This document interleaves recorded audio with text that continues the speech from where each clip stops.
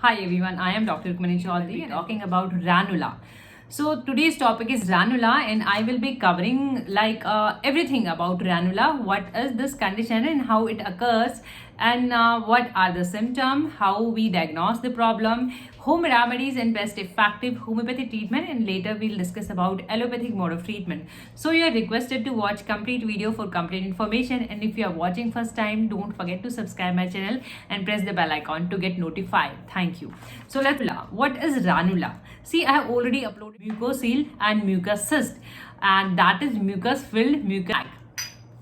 Similarly, this is again a sac, a cyst that is having fluid in it, and that fluid is saliva spit. So before discussing about the formation, let's talk about the salivary gland that forms saliva. So we have three pairs of salivary glands, parotid glands and submandibular glands and sublingual glands.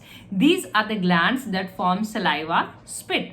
So normally, the saliva is formed and it is, released in the mouth, and usually we swallow it and there is no problem. But the problem arises when these salivary glands through duct they release saliva into the mouth.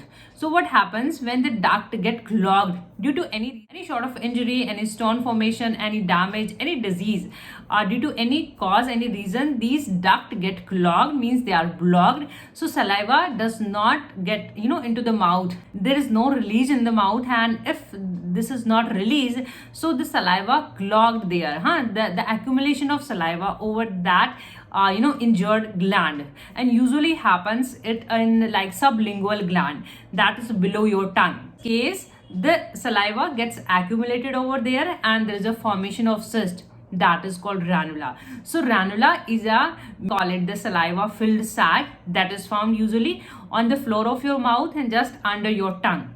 How ranula formed?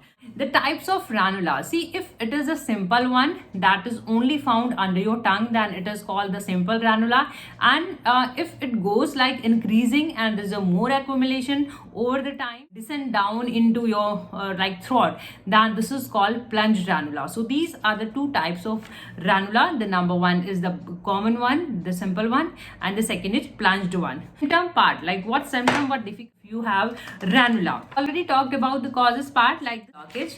Now the symptom part.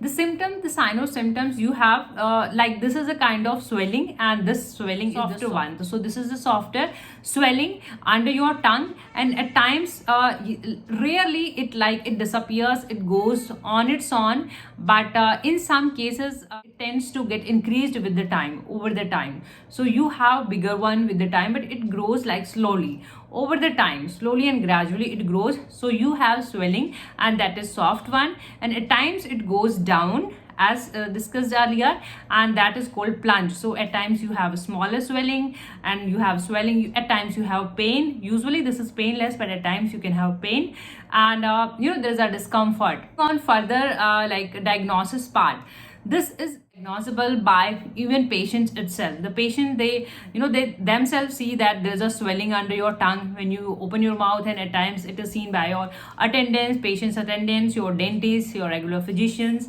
and it is very easily diagnosable. Certain tests, certain imaging tests like CT scan, USG and MRI, these tests are done only to rule out other disease, like if there is any other disease, or to accessing the extent of the disease, like how far the disease has gone. So these tests can be done.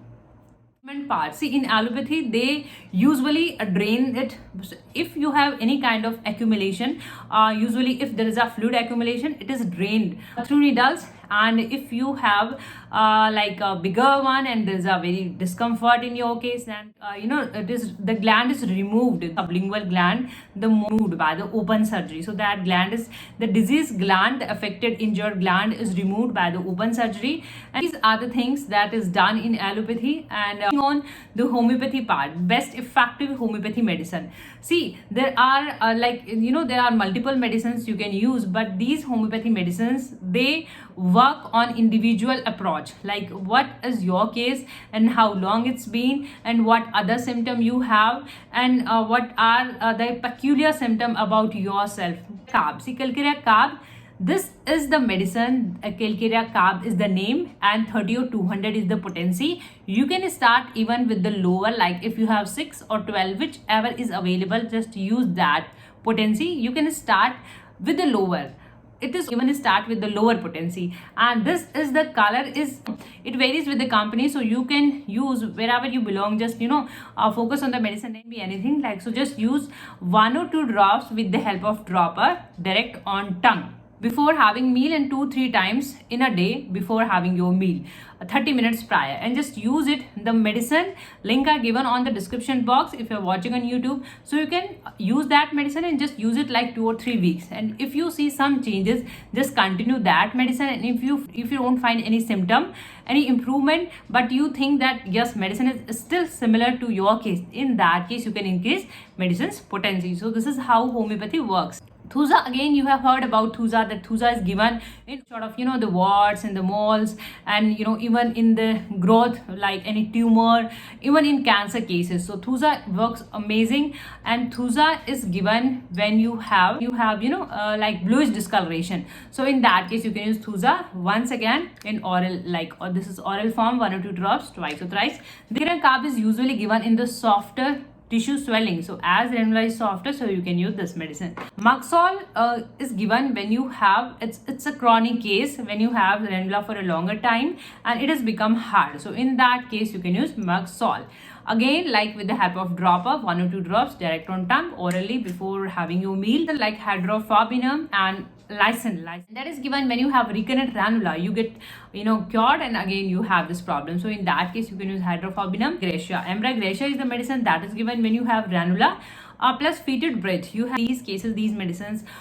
Talk about some home remedies. You can, if you have the plunged ranula, or you have swelling in your neck, so in that case you can apply warm compression, so that can reduce your swelling and can give you some amount of relief, like you have relief in pain, so you can do warm compression. And the other things, you can even massage that area particularly, and you can even suck the citrus fruits usually they help in dissolving the stone formation, and they clears your duct. So citrus fruits can help you. Hopefully this video can help you. If you find this video knowledgeable and informative, please like and share, and don't forget to subscribe my channel and press the bell icon to get notified. Thank you for watching. Thank you for your support. Keep watching. Thank you.